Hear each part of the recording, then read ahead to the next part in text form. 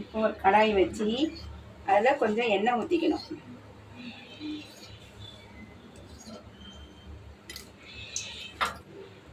எண்ணெய் ஊற்றிக்கிட்டோமா, அதில் பெரிய வெங்காயம் தான் வெட்டியிருக்கேன் ஃப்ரெண்ட்ஸ், அது ஒரு 3, அப்புறம் ஒரு தக்காளி.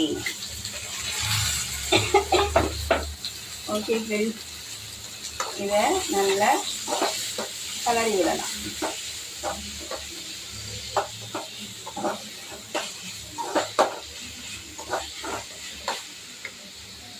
இருக்கட்டும்.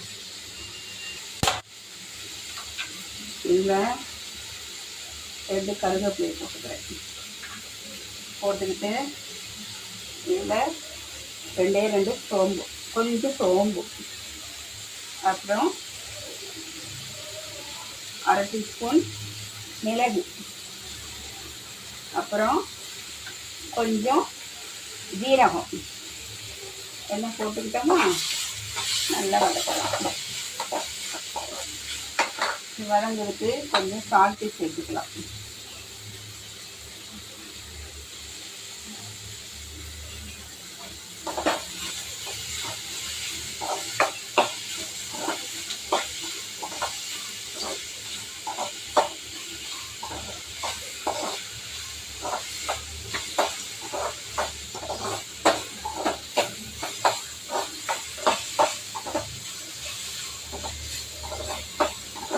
போடுவாங்க சில பேர், அது யார் ஊற்றிட்டுருக்குறா, அதனால் நாங்கள் பெரிய வெங்காயமே போடுவேன். அது டேஸ்ட்டாக தான் இருக்கும் ஃப்ரெண்ட்ஸ்.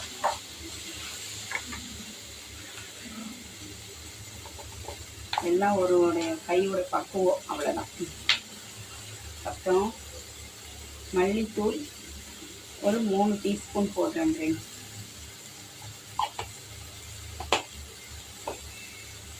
அப்புறம் வரமிளகாத்தூள் நம்ம காரத்துக்கு தேக்கன போட்டுக்கலாம்.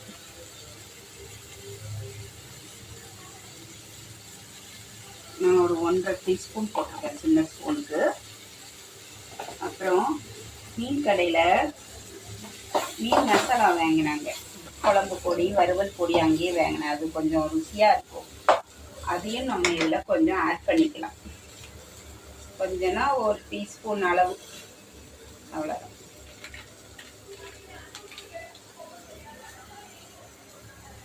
இப்போ அதை அடியில் பிடிக்கிறதுக்காக கொஞ்சோடு தண்ணி ஊற்றி நல்லா வதக்கலாம்.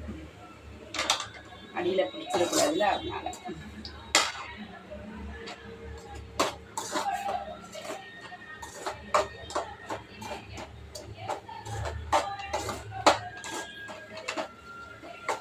இப்போ எல்லா பொடியும் நம்ம போட்டுட்டோம். அடுத்தது தேங்காய் போடலாம்.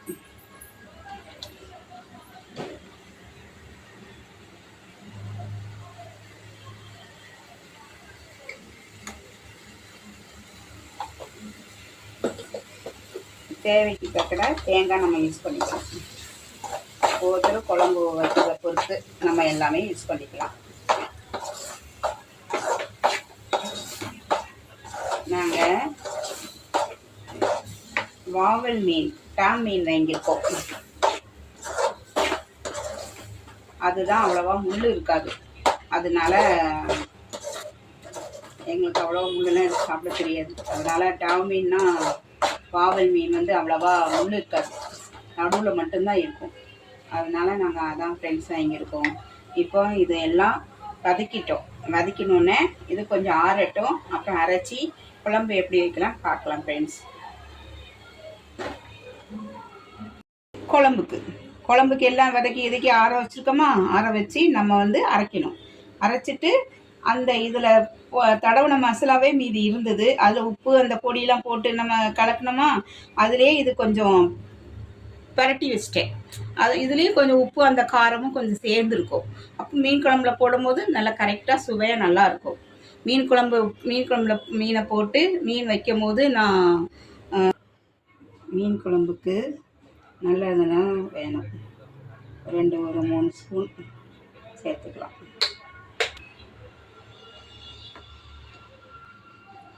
எண்ணெய் காயட்டும். இப்போ எண்ணெய் காஞ்சிருச்சு, இப்போ நம்ம கடுகு ஆட் பண்ணலாம். கொஞ்சம் கடுகு,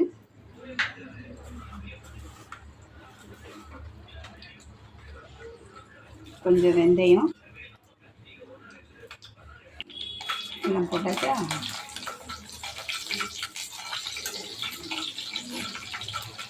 வெந்தயம் பொரிச்சிருக்கு. இதில் என்னன்னா ஒரு சின்ன வெங்காயம் ஒரு 6-7 பொடிசாக வெட்டியிருக்கிறேன். அப்புறம் 2 பல்லு பூண்டு பொடிசாக வெட்டியிருக்கிறேன். அப்புறம் கருவேப்பிலை சிறிதளவு எல்லாம் போட்டு இது வதக்கிக்கலாம்.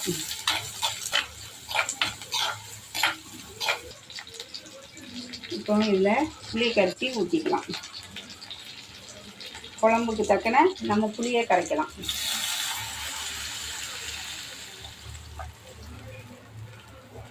ஏற்கனவே ஒரு தக்காளி போட்டு வதக்கியிருக்கேன்.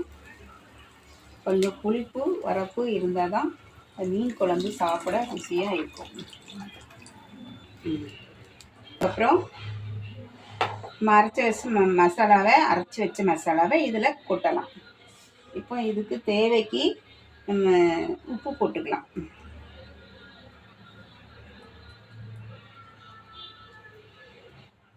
இப்போ இது ஒரு 2 கொதி வரட்டும்.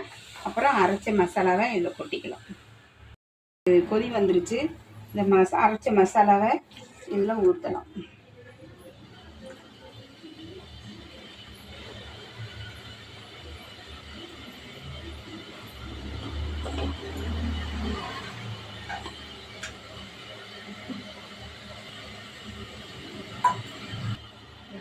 இப்போ மசாலாவை அரைச்சி விழுத நம்ம இதில் போட்டுட்டோம். இப்போ நல்லா கலக்கி விடலாம். இப்போ உப்புலாம் போட்டாச்சு. இது நல்லா கொதிக்கணும். கொதிச்சதுக்கப்புறம் நம்ம அடுத்தல நம்ம மீன் ஃப்ரெண்ட்ஸ் இப்போ இது கொதிச்சு வச்சு கொஞ்சோட பால் எடுத்து வச்சுருக்கிறேன். ஒரு 1/2 டம்ளர், சின்ன டம்ளருக்கு 1 டம்ளர் இருக்கும். இது கொதிக்கும் போது இந்த பாலை இதை நம்ம ஊற்றிக்கலாம். தேங்காய் பால் ஊற்றினா கூட கொஞ்சம் ருசியாக இருக்கும்.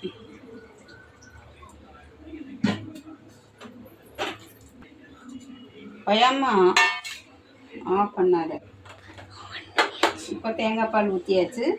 இப்போ இதில் மீன் ஆட் பண்ணிக்கலாம். உப்பு உரப்பு எல்லாம் கரெக்டாக இருக்குது. தேங்காய் பால் ஊற்றியாச்சு. இது மீன் ஆட் பண்ணிக்கலாம்.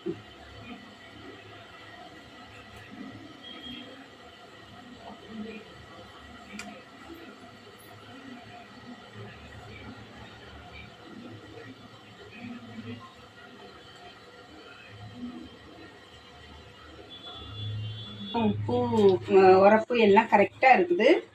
மீன் வெந்துருச்சுங்க. இப்போ இதில் மல்லித்தலை ஆட் பண்ணிக்கலாம்.